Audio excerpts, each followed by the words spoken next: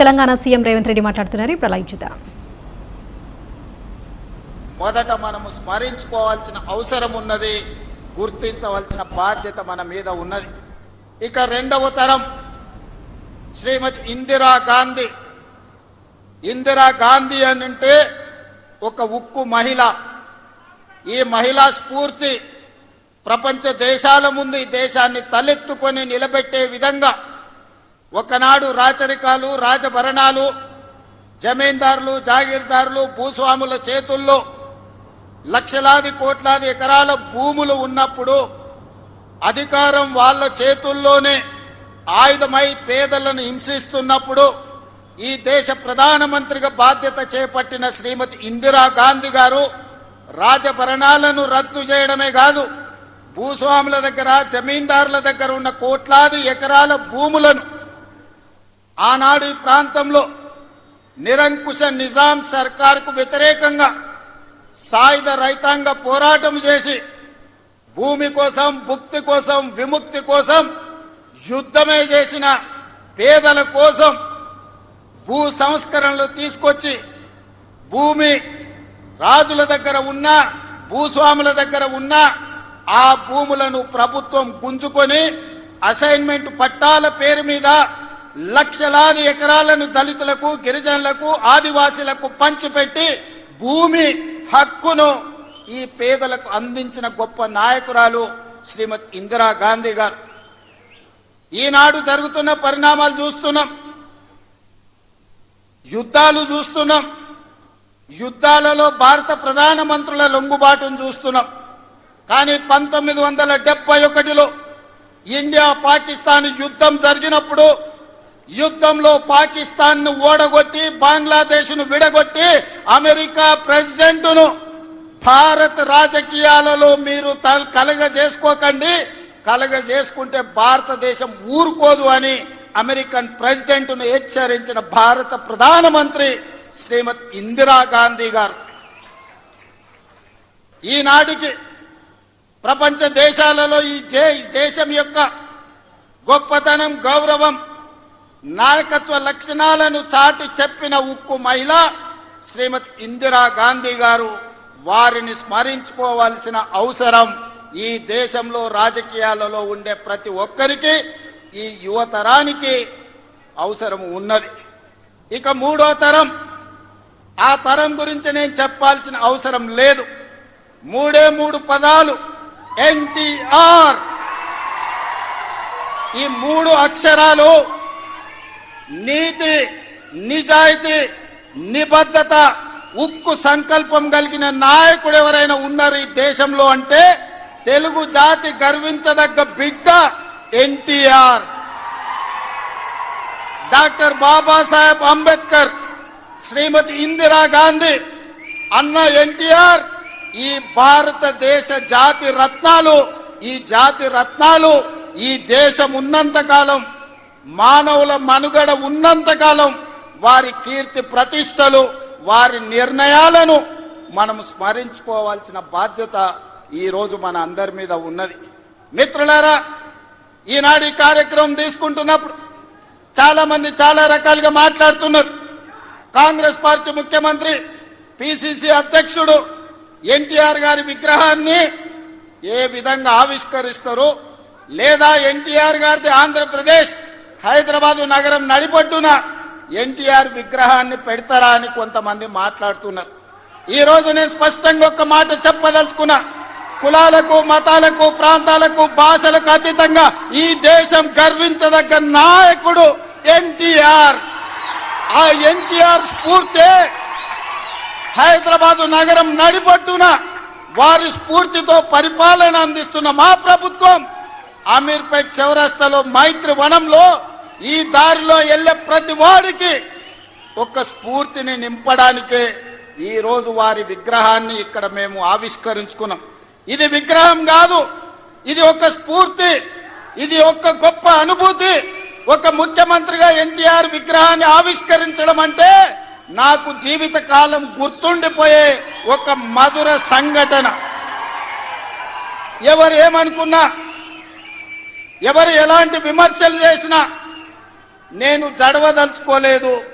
నేను చెప్పదలుచుకున్నా, ఆనాడు శ్రీమతి ఇందిరాగాంధీ గారు ఈ తెలంగాణ ప్రాంతం నుంచి ఒక పివి నరసింహారావు గారిని, ఒక మర్రి చెన్నారెడ్డి గారిని, ఒక పి శివశంకర్ గారిని, ఒక వెంకటస్వామి లాంటి నాయకులను అందిస్తే ఈ తెలంగాణ ప్రాంతానికి అన్న ఎన్టీ రామారావు గారు ఓ మండవ, ఓ తుమ్మల నాయకత్వాన్ని తెలంగాణకు అందించిండు. ఓ మాధవరెడ్డి, ఓ జానారెడ్డి నాయకత్వాన్ని అందించిండు. ఓ దేవేందర్ గౌడ్ నాయకత్వాన్ని అందించిండు.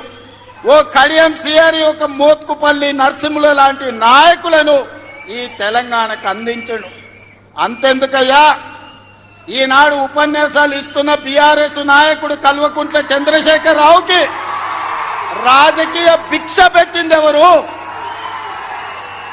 అన్న లేకుంటేనే మీరు నాయకులు అయ్యిండ్రా? అన్న నీడను బతికిన మీరు అన్నగారి గురించి తక్కువ చేసి మాట్లాడు మీకు మంచిదా?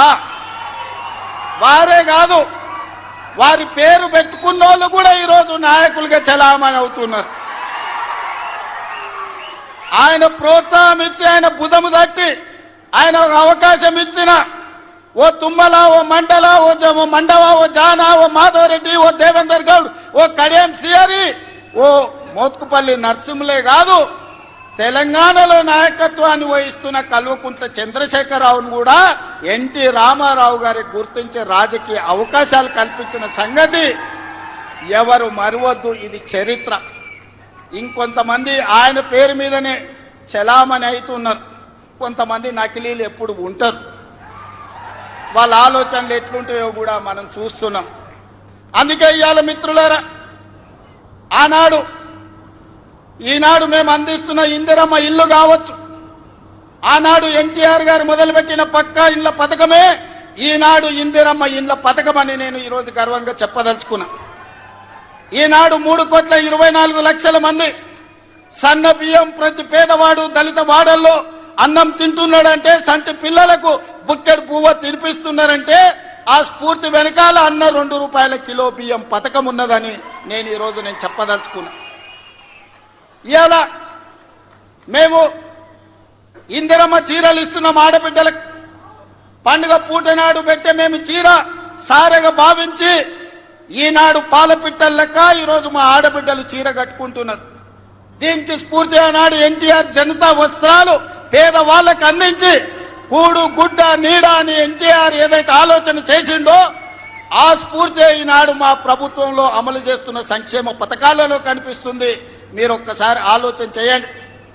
ఈనాడు వైఎస్ఆర్ ప్రకటించిన ఉచిత కరెంటు కావచ్చు, ఈనాడు రైతులకు మేము అందిస్తున్న 24 గంటల ఉచిత కరెంటు, దీనికి స్ఫూర్తి ఆనాడు అన్న ఎన్టీఆర్ 50 రూపాయలకే హార్స్ పవర్ అని రైతాంగాన్ని ఆదుకోవడానికి వారు అందించిన విద్యుత్తే, వారు అందించిన శక్తే ఈనాడు ఉచిత విద్యుత్తు అని నేను చెప్పదలుచుకున్నా.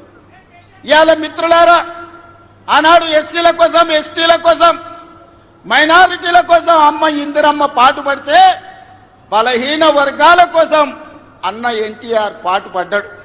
ఇవాళ బలహీన వర్గాలు, పాలితులుగా ఉన్న బలహీన వర్గాలు ఈరోజు పాలకులుగా మారినరు అని అంటే అన్నగారి యొక్క ఆశీర్వాదం తెలంగాణ సమాజానికి అందబట్టే పాలితులుగా ఉన్న బలహీన వర్గాలు ఈరోజు పాలకులుగా మారినరు. ఒకనాడు గ్రామాలలో పటేలు పట్వారి వ్యవస్థ ఎంత బలంగా ఉండేనో వాళ్ళ చేతుల్లో తెలంగాణ నలిగిపోతుంటే ఎన్టీ రామారావు గారు పటేల్ పట్వారి వ్యవస్థను రద్దు చేసి పేదలకు విముక్తి కలిగించిన చరిత్ర ఈ ప్రాంతంలో ఉన్నది. ఆనాడు ఇందిరాగాంధీ గారు సాయుధ రైతాంగ పోరాటాన్ని స్ఫూర్తిగా తీసుకొని దళితులకు, గిరిజనులకు, ఆదివాసీలకు భూ పంపకాలు చేపట్టి అసైన్మెంట్ పట్టాలు ఇచ్చి గ్రామాలలో ఉన్న పేదలకు ఆత్మ గౌరవాన్ని ఇందిరాగాంధీ గారు అందిస్తే పటేలు పట్వారి వ్యవస్థను రద్దు చేసి బలహీన వర్గాల ఆత్మగౌరవంతో బతికే అవకాశం ఎన్టీ రామారావు గారు కల్పించారు. మిత్రులారా, ఇవాళ ఎక్కడైనా చూడండి మా ప్రభుత్వం అమలు చేస్తున్న సంక్షేమం, మా ప్రభుత్వం అమలు పరుస్తున్న అభివృద్ధి ఇందిరాగాంధీ గారో ఎన్టీఆర్ గారో వారి స్ఫూర్తి కనిపిస్తుంది. ఈరోజు ఇందిరమ్మ ఆశీర్వాదం, అన్న ఎన్టీఆర్ స్ఫూర్తి ఈరోజు మా ప్రజా పాలనలో కనిపిస్తుంది. మా ప్రభుత్వంలో కనిపిస్తుంది, మా నిర్ణయాలలో కనిపిస్తుంది. అందుకే ఇందిరమ్మ మాకు ఎంత ముఖ్యమో ఎన్టీఆర్ కూడా అంతే ముఖ్యం. ఇందిరమ్మ ఒక తరం అయితే ఎన్టీఆర్ ఒక శకం. వాళ్ళిద్దరి కలయికనే ఈనాటి ప్రజాపాలన. ఈ ప్రజాపాలన ప్రజలకు అందుబాటులో ఉంది అనంటే ఒక ఇందిరమ్మ స్ఫూర్తి, ఒక ఎన్టీఆర్ యొక్క ఆలోచన విధానం ఈనాడు మేము అమలు చేస్తున్నాం. మిత్రులారా, ఇవాళ మా నిర్ణయాలు మీరు చూసిండ్రు. ఆడబిడ్డలకు ఆర్టీసీలో ఉచిత బస్సు కావచ్చు, ఆడబిడ్డలకి ఈరోజు అదానీ అంబానీలతో పోటీ పడి సోలార్ పవర్ విద్యుత్ ఉత్పత్తి కావచ్చు, ఆర్టీసీలో ఉచిత ప్రయాణమే కాదు, ఆర్టీసీ 1000 బస్సులు ఆడబిడ్డలను యజమానులను చేసి ఈ రోజు వాళ్ళని వ్యాపారాలలో రాణించే విధంగా చేసినాం. ఆనాడు అన్న ఆడబిడ్డలకు ఏ విధంగా ఆస్తిలో హక్కిచ్చిండో ఈనాడు 1 కోటి మంది ఆడబిడ్డల్ని కోటీశ్వర్లను చెయ్యాలన్న లక్ష్యంతో మా ప్రజాపాలన పనిచేస్తుంది. మా సీతక్క, మా బట్టి విక్రమార్క గారు దీన్ని అమలు చేస్తున్నారు. ఇవాళ మేము గర్వంగా చెప్పదలుచుకున్నాం, అన్నగారు అదే విధంగా ఇందిరమ్మ స్ఫూర్తితో 1 కోటి మంది ఆడబిడ్డల్ని ఇవాళ కోటీశ్వరులను చెయ్యాలి అని మా ప్రభుత్వం ప్రయత్నం చేస్తుంది. అందుకే మిత్రులారా, ఇవాళ మా ప్రభుత్వం రైతు రుణమాఫీ కావచ్చు, రైతు భరోసా కావచ్చు, రైతులకు ఉచిత కరెంటు కావచ్చు, రైతు రుణమాఫీ 21,000 కోట్ల రూపాయల రద్దు చేసిన విషయం కావచ్చు, ఇవన్నీ రైతుల కోసం మేము అమలు చేస్తున్న సంక్షేమ పథకాలు. ఇవాళ రైతులు పండించిన సన్న వడ్లు 500 రూపాయల బోనస్ ఇచ్చి ఈనాడు మేము కొనుగోలు చేస్తున్నామంటే రైతును రాజును చెయ్యడమే లక్ష్యంగా, వ్యవసాయాన్ని పండుగ చేయడమే లక్ష్యంగా ఈరోజు మేము పనిచేస్తున్నాం. ఇవాళ మహిళలందరికీ అవకాశం ఇవ్వాలి అని స్థానిక సంస్థల్లో ఆనాడు మహిళలకు రిజర్వేషన్లు ఉండాలని రాజీవ్ గాంధీ గారు నిర్ణయం తీసుకుంటే ఆ నిర్ణయాన్ని అమలు చేసిన గొప్ప నాయకుడు ఎన్టీఆర్. ఈ రోజు స్థానిక సంస్థల్లో ఆడబిడ్డలకు 50% అవకాశాలు ఆనాడు రాజీవ్ గాంధీ నిర్ణయం తీసుకుంటే ఎన్టీఆర్ అమలు చేస్తే ఈ రోజు ఆడబిడ్డలకు స్థానిక సంస్థల్లో ఈ రోజు రిజర్వేషన్లు వచ్చినాయి. ఆ స్ఫూర్తితో ఈనాడు శాసనసభలో, లోక్సభలో మహిళలకు రిజర్వేషన్లు ఉండాలి, 33% ఇవ్వాలి అని ఈ వేదిక మీద ఉన్న మేమందరం కట్టుబడి ఉన్నాం. రాబోయే ఎన్నికలు 33% రిజర్వేషన్లు ఈ రోజు మహిళలకు ఇచ్చే విధంగా మేము ముందుకు వెళ్తామని నేను తెలియజేస్తున్నాను. మిత్రులారా, ఆనాడు యువకులు 25-26 ఏళ్ల యూనివర్సిటీలో చదువుకున్న పిల్లలకు, మారుమూల ప్రాంతాలలో ఉన్న పేదలకు ఏ విధంగా అయితే ఎన్టీఆర్ గారు టికెట్లు ఇచ్చి గెలిపించిండో ఈనాడు మా ప్రభుత్వంలో కూడా ఒక మందుల సామెల్, ఒక ఎడమ బొచ్చు లాంటి వాళ్ళు, అత్యంత నిరుపేదలు, ఇందిరమ్మ ఇండ్లలో ఉండే పేదలు రూపాయి లేకపోయినా టికెట్లు ఇచ్చి ఇవాళ ఎమ్మెల్యేలను చేసినాం. ఒక యువమిత్రుడు, క్రీడాకారుడు బాలయ్య గారి బ్యాచ్మెట్ నిజాం కాలేజీలో క్రీడాకారుణ్ణి ఇవాళ మంత్రిని చేసిన మహమ్మద్ అజారుద్దీన్ గారిని, ఈ రోజు వాకిటి శ్రీహరి కావచ్చు, యువమిత్రుడు పొన్నం ప్రభాకర్ విద్యార్థి రాజకీయాల నుంచి వచ్చిన మిత్రుడు ఈ రోజు మంత్రివర్గంలో సహచరుడు. అంటే ఇవన్నీ కూడా యువత కోసం. ఈ రోజు రాష్ట్రంలో మొదటి సంవత్సరంలోనే 67,000 ప్రభుత్వ ఉద్యోగ నియామకాలు చేపట్టి ఈ రోజు యువకులకు ఉద్యోగ ఉపాధి అవకాశాలు కల్పించినాం. మహిళలకు 60,000 కోట్ల రూపాయల బ్యాంకు లింకేజ్ అప్పులు ఇప్పించినాం. ఈ రోజు మహిళలు వ్యాపారం చేసుకుంటూ, యువకులు ఉద్యోగాలకు పోటీ పడుతుండ్రు, రైతులు వ్యవసాయంలో లాభసాటిగా ఈ రోజు ముందుకు సాగుతున్నారు. ఇవన్నీ మీ ఆశీర్వాదంతో మీరండగా నిలబడి ఆనాడు 2023 డిసెంబర్ 7 నాడు ప్రజాపాలనను మీ ఆశీర్వాదంతో అధికారం చేపట్టి ఉప ఎన్నికలు జరిగితే కంటోన్మెంట్ అయినా, జూబ్లీ హిల్స్ అయినా మీరందరూ అండగా నిలబడి గెలిపించబట్టే ఈనాడు ప్రజాపాలన ముందుకు సాగుతుంది. భవిష్యత్తులో మీరు ఇదే విధంగా అండగా ఉండాలి. ఈ సందర్భంగా చివరగా ఒక్క మాట చెప్పదలుచుకున్నా. 94 నుంచి 2004 వరకు 10 సంవత్సరాలు తెలుగుదేశం పార్టీ అధికారంలో ఉంది. 2004 నుంచి 2014 వరకు 10 సంవత్సరాలు కాంగ్రెస్ పార్టీ అధికారంలో ఉంది. 2014 నుంచి 2024 వరకు బీఆర్ఎస్ అధికారంలో ఉంది. ఇవాళ నేను చెప్తున్నా, మీ ఉత్సాహం మీ ఊపు చూసిన తర్వాత 2024 నుంచి 2034 వరకు మాదే అధికారం. సంక్షేమాన్ని అభివృద్ధిని అంతర్జాతీయ స్థాయికి తీసుకెళ్లే బాధ్యత మేము తీసుకుంటాం. ఎన్నో అభివృద్ధి పనులు జరుగుతున్నాయి, మీరు అండగా నిలబడండి. హైదరాబాదు నగరాన్ని అంతర్జాతీయ స్థాయిలో అభివృద్ధి చేయడానికి మేము ప్రయత్నం చేస్తున్నాం. ఆనాడు మీ రోజున ఫైనాన్షియల్ డిస్ట్రిక్ట్ కావచ్చు, హైటెక్ సిటీ కావచ్చు, వీటన్నిటినీ చంద్రబాబు నాయుడు గారు ప్రణాళికబద్ధంగా ముందుకు తీసుకెళ్ళింది. ఇవాళ మా ప్రభుత్వం 30,000 ఎకరాలలో ఎయిర్పోర్ట్ కి కూతవేటు దూరంలో భారత్ ఫ్యూచర్ సిటీని నిర్మిస్తున్నాం. ప్రపంచాన్ని అక్కడికి తీసుకొస్తాం. ఈనాడు మన యువత ప్రపంచ దేశాలలో దిగ్గజ కంపెనీలకు పనిచేస్తున్నారు. సత్య నాదెల్ల కావచ్చు, శంతను నారాయణ్ కావచ్చు, అజయ్ బంగా కావచ్చు, ప్రేమ్జీ వాత్సవ్ కావచ్చు, వీళ్ళంతా హైదరాబాద్ బాయ్స్. హైదరాబాద్ పబ్లిక్ స్కూల్లో చదువుకున్న వాళ్ళు ప్రపంచ పెద్ద పెద్ద దిగ్గజ కంపెనీలకు సీఈఓలు. ఇవాళ మనం ఎక్కడికో వెళ్ళి ఆ కంపెనీలలో పనిచేయడం కాదు, ఆ కంపెనీలను ఇక్కడికి తెస్తాం, భారత్ ఫ్యూచర్ సిటీలో పెట్టిస్తాం. ఈ కంపెనీలను పెట్టడమే కాదు, అలాంటి కంపెనీలకు తెలంగాణ యువతను యజమానులను చేసే బాధ్యత ఈ ప్రభుత్వం తీసుకుంటుంది. నూతన విధానంతో ప్రోత్సాహకాలు ఇస్తుంది, యువతకు ఉద్యోగ ఉపాధి అవకాశాలు కల్పిస్తుంది. మన నగర అభివృద్ధి కోసం మీరందరూ సహకరించాలి, మీరందరూ అండగా నిలబడాలి.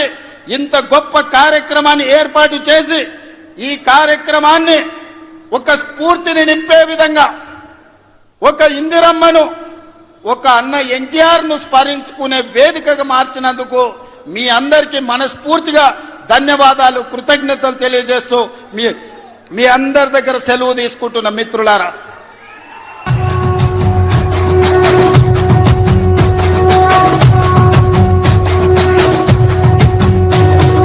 మూడు రంగుల జెండా బట్టి కదిలినాడు ఒక్కరో కాంగ్రెస్ సూర్యుడు, మన రేవంత్ అన్న నిగ్గదీసి అడిగే మునగాడు. హలో, విగ్రహ శిల్పి కళారత్న డాక్టర్ రాజ్ కుమార్ వడియార్ గారికి ఆనరబుల్ సీఎం గారు జ్ఞాపకం అందజేస్తున్నారు. ఆనరబుల్ సీఎం గారికి స్థానిక ఎమ్మెల్యే గారు జ్ఞాపకం అందజేస్తారు. ఇప్పుడు ఇందాక ఆనరబుల్ సీఎం గారు అన్నట్టు